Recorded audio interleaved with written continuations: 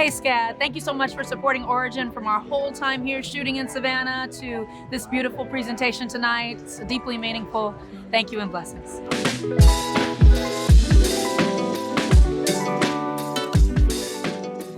Ava, welcome back to SCAD and congratulations on your Virtuoso Award at the SCAD Savannah Film Festival. Thank you. Thank you for that award. Simply the most powerful film that I've ever seen. I think this is a remarkable statement. It is. This is a remarkable statement. That is what I felt when I saw it. The journey of this film is fascinating. You found a book you loved and it led you to tell the author's own story. What an insightful way to present the essence of the book. Very generous, and thank you. So the whole concept of caste, across cultures, across history, across continents.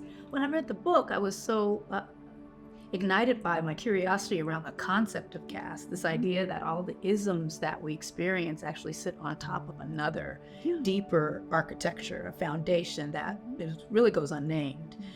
So I read the book 3 times just trying to wrap my mind around it, because that's a weighty concept, especially for me having dealt so much with racism and sexism and classism in my work. Isabel Wilkerson writes in her book that the isms are the skin, but caste is the skeleton. It's what it all sits on top of. And so in thinking about that, I'm a documentarian as well. So at one point I thought, oh, maybe this is a doc.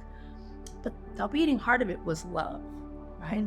The love stories jumped out in the film, right? So much love. It's so much love in it. And I thought, I need a character to take us through that side of it so it doesn't become dry data, that it really becomes emotional. Caste really means dehumanization. You cannot even practice caste if you see the other person as fully human. Yes. Right? And so throughout the film, you see all of the ways in which we dehumanize, which is really the opposite of love, because you take away the soul of them. That is the core of the film and what we're trying to say. And in the film, I try to say that in a lot of untraditional ways. You did, so successfully. And Niecy Nash, playing Marion, said, "Tell me in plain English." I love that line. Yes. And you did exactly that through the storytelling. Yes. Oh, we tried to. Niecy's character, Marion, really represents us. Yes. Really represents me, the everyday person who is not an intellectual, not an academic, not a journalist, and really just trying to figure out, wait, what does this mean again? Explain it to me like I'm 3 years old. She basically says that in the film, and so it allows the character of Isabel to just say it in a real straightforward way, and that really opens up something for Isabel in the film. Where it becomes about more of an intimate connection as opposed to as academic and scholarly as she had been pursuing it. So it's that line that you identified is a real shift in her story. Well, that's the best way to teach, actually, through specific examples. Yes. And you did that with going to Germany and going to India and the Deep South book. Yes. With the anthropologists. Yes. I mean, yes. So fascinating. All these different layers that you have extrapolated in this film. What excites me that you are excited about the film. I am. Because you are, a master educator, and your whole vision is around education and the ways in which we can build new structures around that. And so it's very exciting for me to hear that you feel like this is a tool that does all those things. Absolutely. Good. Over 55 SCAD students, faculty, and alumni had the great pleasure to work with you on this magnificent film. Some of the scenes were shot right here on our SCAD campus. So Ava, you don't just talk about opportunity, you create it for people. Yes, I mean, there was something about Savannah I really didn't know what I was walking into. I knew SCAD was here, and I said, that'll give us a nice base of, some young people. Their passion, their precision, and their experience, the hands-on experience that they have far exceed any other university students in any other place I've shot around the country. We wanted to shoot here so much. My DP has shot every corner, photographed and prepped every corner of this place. The city gave us so much. It gave us people. Some of those are students who gave themselves to this process in a way that was so generous, so deeply rooted. And I think it really has something to do with this is a teaching space, a city that is steeped in educating people and community and solidarity around creativity. We took it and we ran with it. Thank you for it.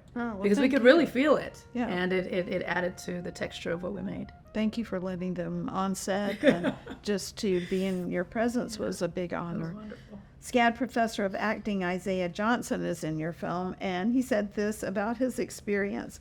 Being directed by Ava DuVernay is like being led through a wilderness by a guide who doesn't fret the journey. Oh, Don't you love that? fantastic. Everyone is calm, the playing space is focused and efficient, everyone has a voice. I think that's quite poetic. How do you establish an environment of care for your cast and crew? I was an entertainment publicist before I became a director. So I had the great benefit of watching other directors direct. I was able to see what I wanted to do and what I didn't want to do. Exactly. And sometimes it's what you don't want to do that teaches you the most. My simple rule is I just want everybody to know what's going on. It's really simple. Yeah. So when the background actors come in, I'll take the 10 minutes to say, you are in a scene that takes place in 1963. Oh, that's why you're dressed that way. Oh, and you're working people. Okay, so think about what your job is when you walk across the street. It just takes a few minutes and you see it come to life in the picture. Familiarity, proximity, letting people feel like they can ask me questions, going up to folks, knowing as many names as I can. I think PR was a perfect film school for me, for someone who didn't have the opportunity to go to a school like the students here.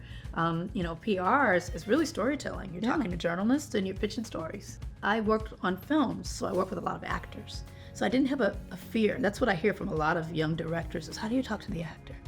You know what I mean? How do you really get what you want from the actor? And so having been a publicist, I was talking to actors all the time. And guess what? They're real people. They're just folks, And just as you navigate the world, some people are a little finicky. Some people are a little more enthusiastic. Some people ask a lot of questions. Some people want to be left alone. It's just the same. The one thing about PR is you have to shoot straight. People know when you're not telling the truth.